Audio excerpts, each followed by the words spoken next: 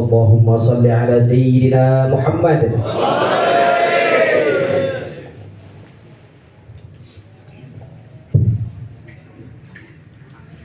Assalamualaikum warahmatullahi wabarakatuh. Alhamdulillah. Alhamdulillahi rabbil alamin. Wa bihi nasta'in ala umurid dunya waddin. Wassalatu wassalamu ala asyrafil anbiya'i wal mursalin sayyidina wa maulana Muhammadin wa ala alihi wa sahbihi ajma'in. Amma ba'd. Yang sama-sama kita taati Mudir Pusat Ma'had Al-Jami'ah beserta jajaran para pengasuh atau Dewan Pengasuh Ma'had Sunan Ampel Al-Ali. Yang saya hormati Ustadz Apo selaku Murabbi Mabna Al-Ghazali. Yang saya hormati para caca-caca musyrif Mabna Al-Ghazali yang rupanya sudah siap untuk melaksanakan akad nikah karena sudah memakai jas semua. Yang saya banggakan adik-adik mahasantri Al-Ghazali tahun ajaran tahun akademik 2023-2024. Alhamdulillah, berbahagia sekali rasanya pada malam hari ini bisa bertemu dengan kalian semua. Yang mana tadi malam ketika ta'aruf ma'hadi sudah disampaikan, sadar atau tidak kalian adalah orang-orang hebat.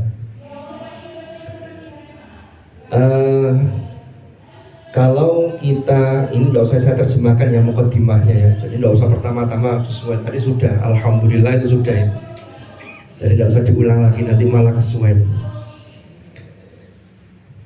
Kita ini dalam keseharian kita itu sering kita ini mengungkapkan satu kata yang sesungguhnya kalau saya memahami itu hanya sebuah nisbi, sebuah hal yang nisbi, bukan yang hakiki.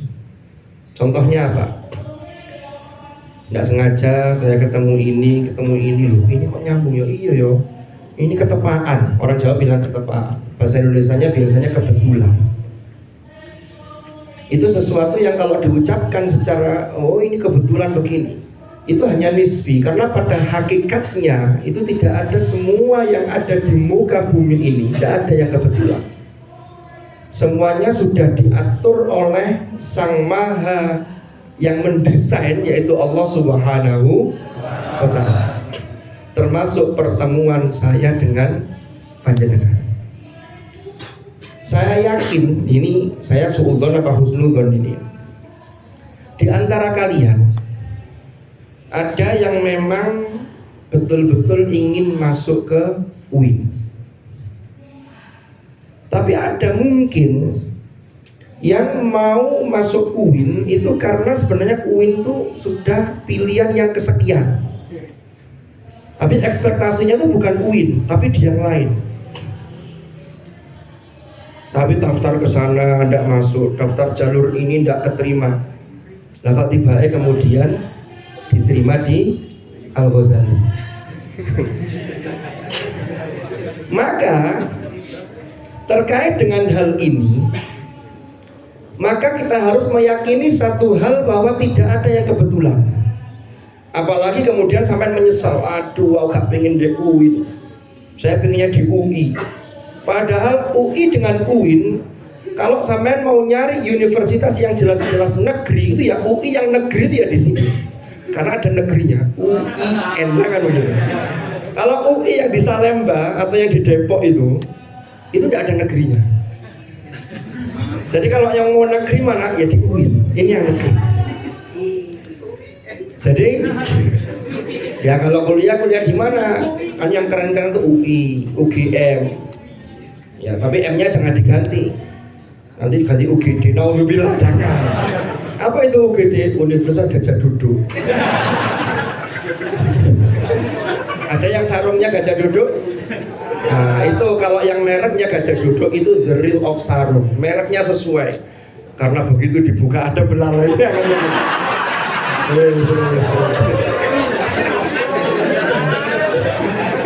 Ini pemanasan. Gak bahaya kan? Saya lanjutkan. Jadi tidak ada yang kebetulan. Maka dari itu, ketika sampean sudah masuk ke sini, sudah daftar ulang, ada yang bayar 7,5, ada yang tidak bayar karena beasiswa KIP atau beasiswa yang lain. Bayar utawa gak bayar itu hanya sebagai pintu, sebagai cara. Yang penting ketika sampean sudah masuk sini, ya apa caranya, apa yang sudah disampaikan Ustadz Atok tadi, rek sing temen, taklime dan lain sebagainya. Ini harus kalian serius, karena itu bentuk kesyukuran kita kepada Allah. Lah saiki loh, kalau kita lihat, kan kemarin pimpinan sudah menyampaikan, mungkin besok akan ditegaskan lagi ketika pembukaan PBAK, bahwa UIN ini adalah perguruan tinggi negeri PTKIN yang kedua yang mendapatkan akreditasi unggul setelah UIN Jogja. Itu baru bulan Juni kemarin. Padahal untuk memperoleh akreditasi unggul itu tidak gampang. Persyaratan itu banyak sekali. Minimal prodi itu harus 60% prodi yang ada itu berakreditasi unggul A, sehingga bisa mengangkat universitas. Itu parameternya banyak sekali. Jadi ini harus kita syukuri. Karena nanti apa dampaknya kepada mahasiswa? Lulusan perguruan tinggi yang berpredikat unggul ini punya kesempatan yang lebih besar, termasuk untuk memperoleh beasiswa studi lanjut. Jadi harus kalian manfaatkan dengan sebaik-baiknya. Dan termasuk ketika di Ma'had ini. Mungkin loh ya, ada yang bertanya di antara kalian.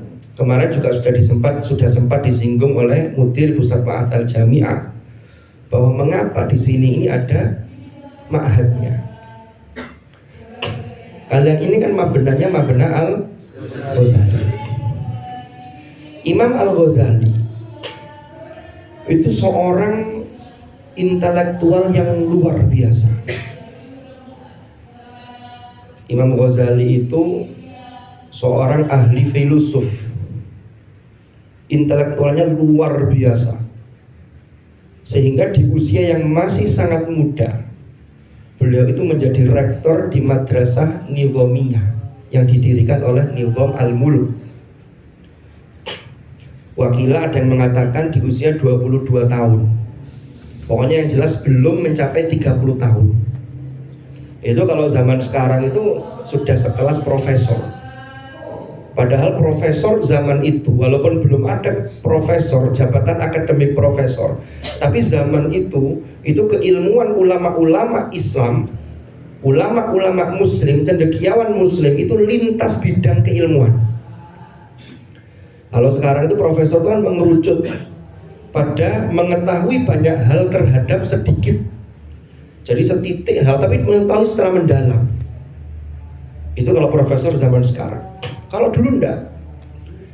Kalau sampean baca biografinya Imam As-Suyuti pada abad ke-10 Hijriah, itu beliau itu menguasai tidak kurang dari 8 fan keilmuan yang masing-masing punya karyanya, yang bisa menjawab kalau ilmu itu didebat oleh orang lain bisa memberikan argumentasinya. Al-Ghazali juga begitu.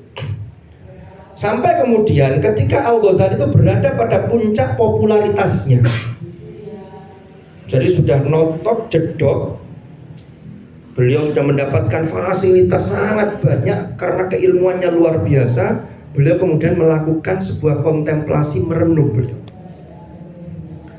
Akhirnya ditinggalkanlah semua itu, ya. Akhirnya beliau melakukan yang namanya uzlah. Disitulah kemudian beliau berkontemplasi sampai akhirnya ketika kontemplasi itu beliau menulis satu karya masterpiece yang luar biasa, yang kita kenal hari ini dengan kitab yang disebut Ihya Ulumuddin.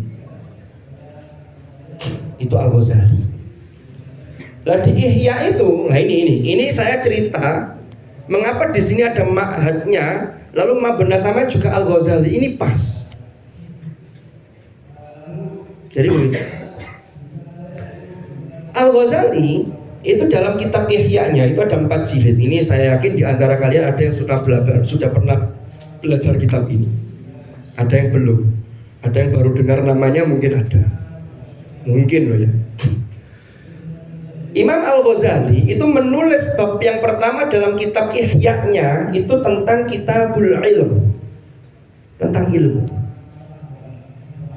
Termasuk di dalamnya beliau itu membagi bahwa ilmu-ilmu itu ada yang disebut dengan ulumuddin, ilmu-ilmu agama. Sama satunya adalah ilmu-ilmu yang hari ini sering kita sebut dengan ilmu-ilmu umum. Tetapi yang terjadi adalah sekian lama umat itu salah dalam memahami dikotomi ilmu ini. Jadi memahami, oh ilmu agama, ilmu umum, ini dua kutub yang berseberangan. Padahal maksudnya Al-Ghazali, maksudnya beliau, ilmu agama itu adalah ulumuddin, itu adalah ilmu-ilmu yang hukumnya fardu ain untuk dipelajari. Kalau yang umum, itu yang hukumnya fardu kifayah. Itu maunya Al-Ghazali begitu. Sehingga karena umat ini banyak yang salah dalam memahami dikotomi Al-Ghazali ini, sehingga terjadi apa? Banyak para ilmuwan muslim ya, abad 20, abad 21 itu yang hanya menguasai ilmu umum, tapi mohon maaf, pondasi ilmu agamanya keropos. Suruh ngaji tidak bisa. Oh maaf, saya sejak kecil tuh saya kursusnya sudah bahasa Inggris, matematika, saya tidak pernah belajar agama. Padahal menurut Al-Ghazali itu fardu kifayah. Fardu kifayah itu kan kalau ada yang melakukan dengan hitungan proporsional, maka yang lain sudah gugur kewajibannya, artinya tidak dosa. Tapi kalau fardu ain, oh tidak bisa dinyang. Lah kalau ada umpama orang KTP-nya Islam, kecil sekolah negeri unggulan, belajar Quran tidak pernah, ya. Karena belajar ngaji itu hanya sampai TPQ dan dinyatakan lulus Iqra, lulus Qiraati, sudah tidak pernah ngaji lagi karena sudah diwisuda. Karena wisuda itu dimaknai wis ya sudah, berarti ngajinya sudah. Ini repot ini. Akhirnya wis lali gak tahu ngaji. Itu baru baca Qur'annya tok. Akhirnya begitu kuliah, jurusannya yang diambil itu umum, ekonomi, akuntansi dan lain sebagainya. Sehingga muncullah yang terjadi, banyak ahli-ahli ekonomi atau ekonom kita itu yang tidak ngerti agama. Padahal yang wajib itu, kalau Al-Ghazali, yang fardu ain itu yang pertama ilmu tentang apa? Ilmu tentang ketuhanan atau yang kita sebut dengan teologi atau ilmu tauhid. Ini pondasi. Sehingga itu wajib.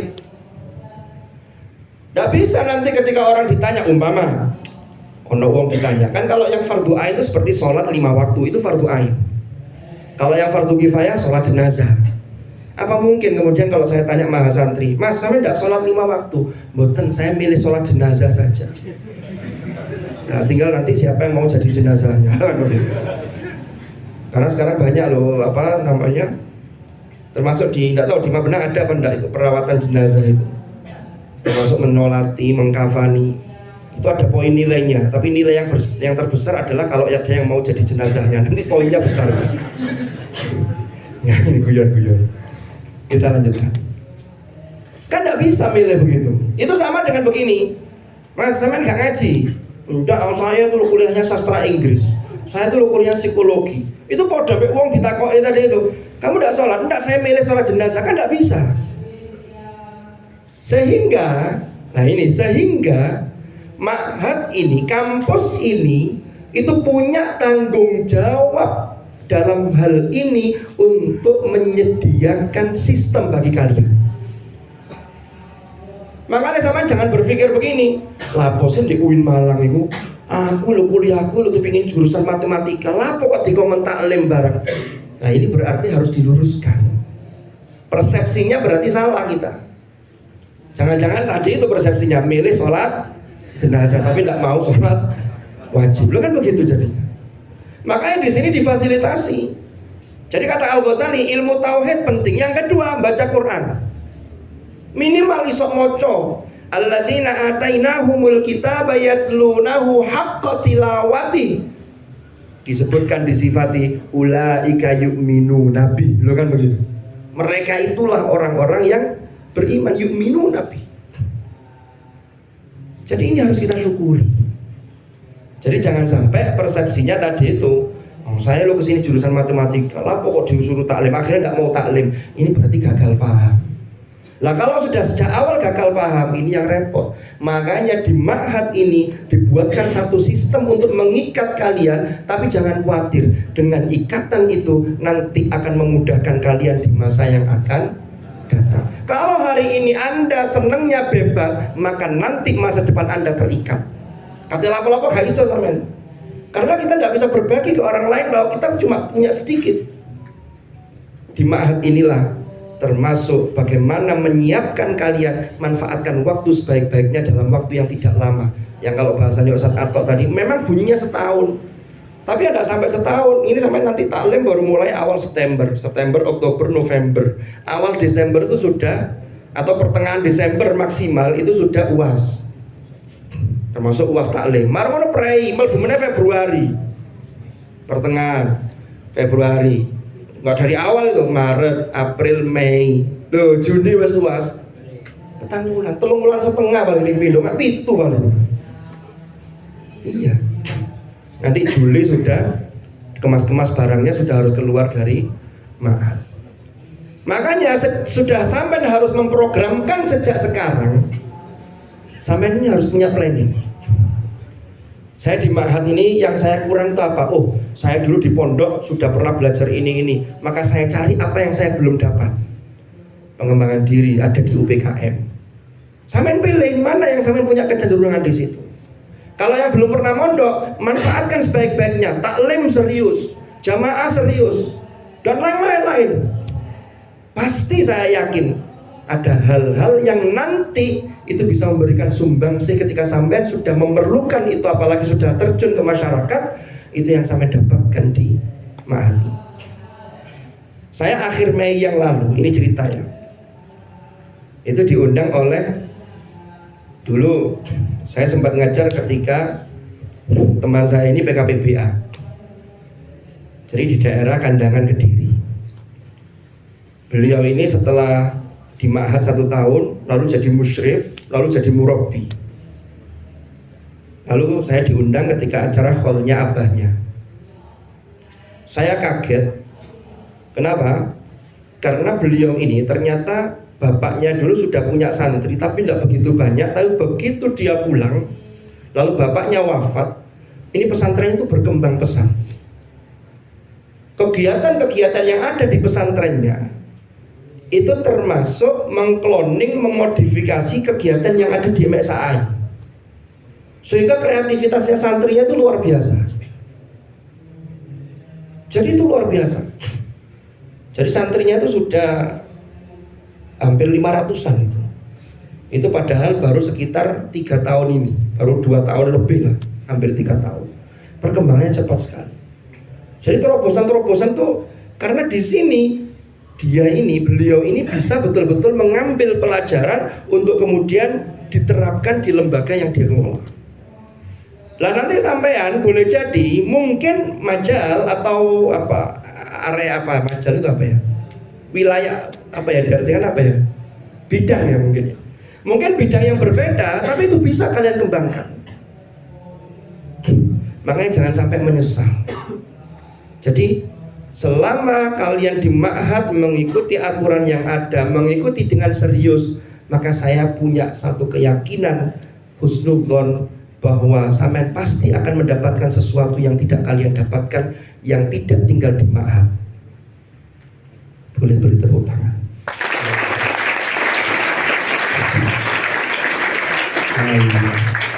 Tepuk tangan dari kok. Tapi mungkin tadi mau tepuk tangan lebih keliru, kok gak tepak gitu kan ya.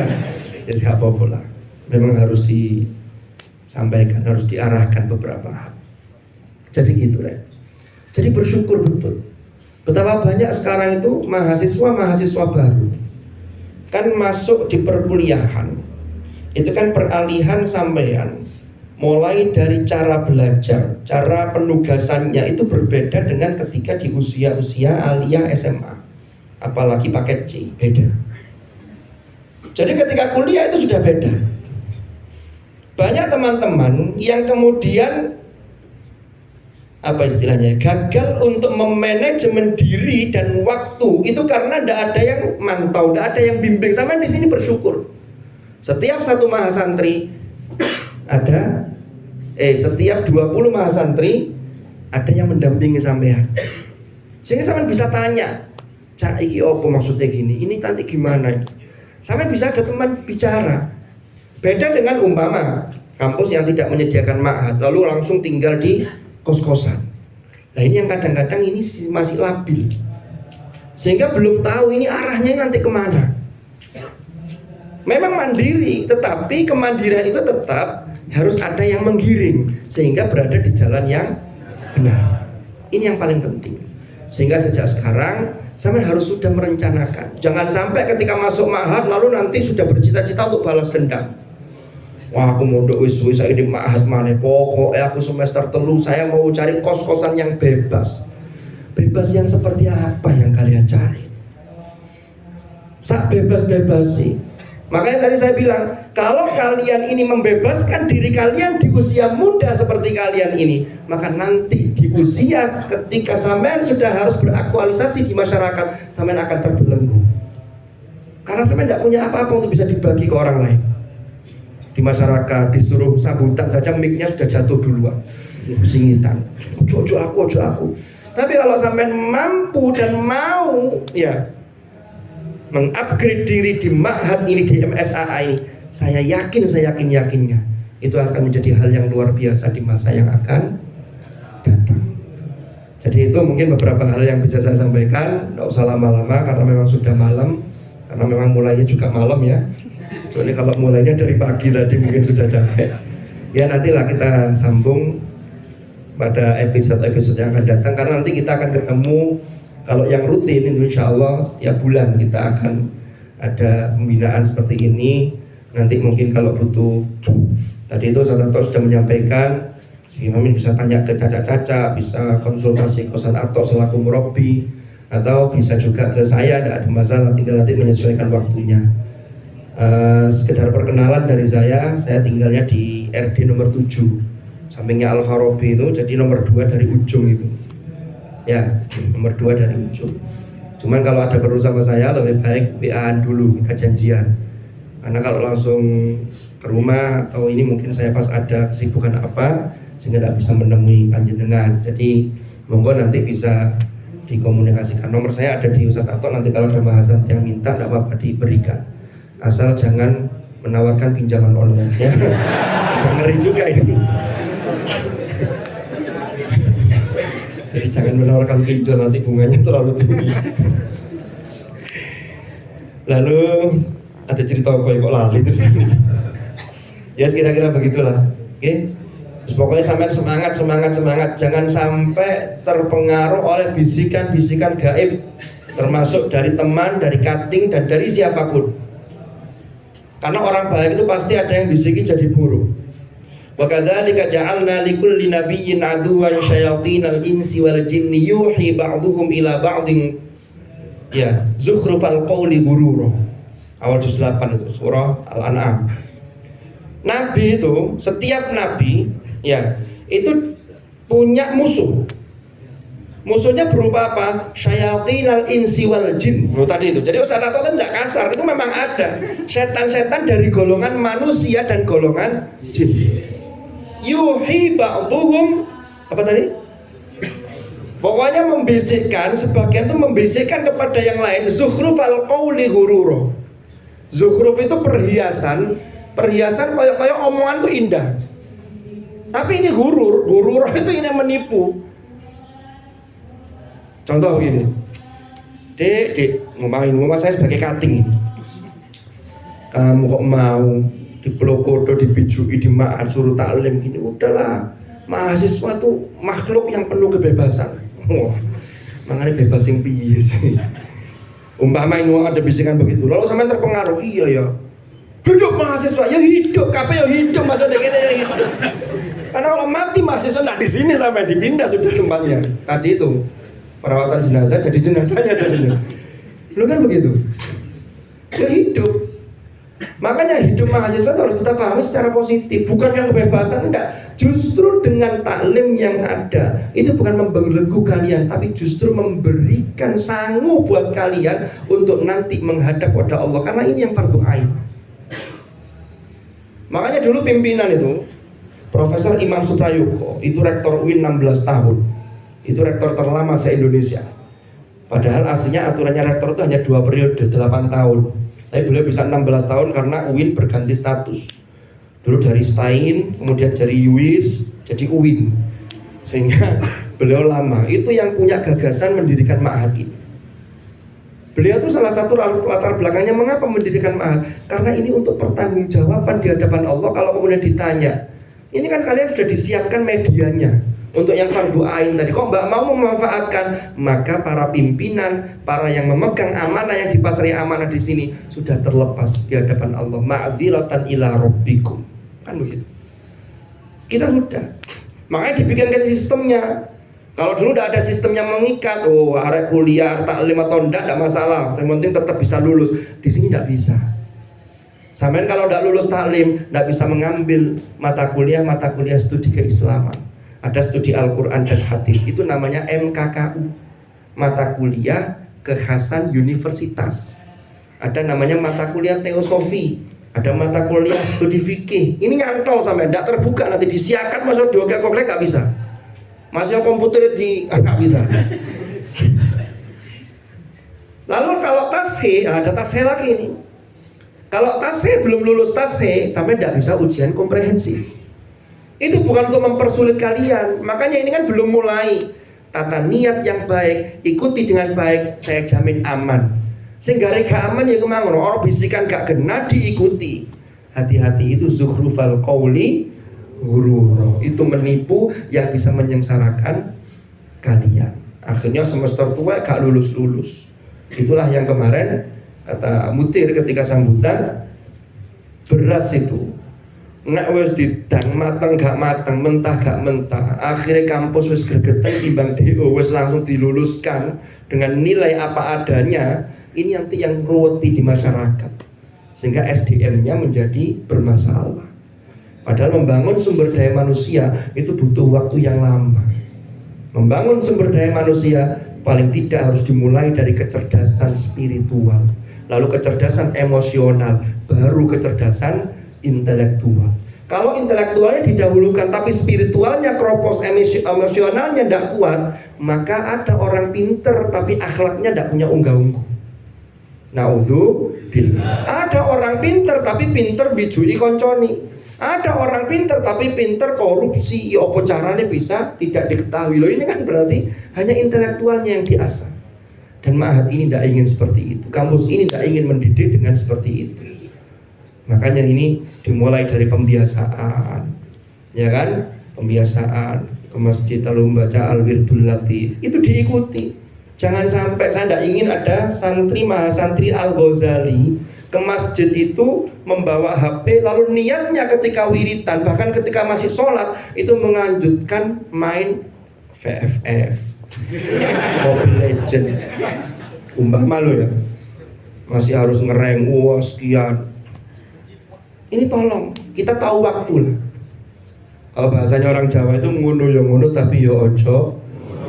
Kita itu kan kadang-kadang terlalu sering beralasan.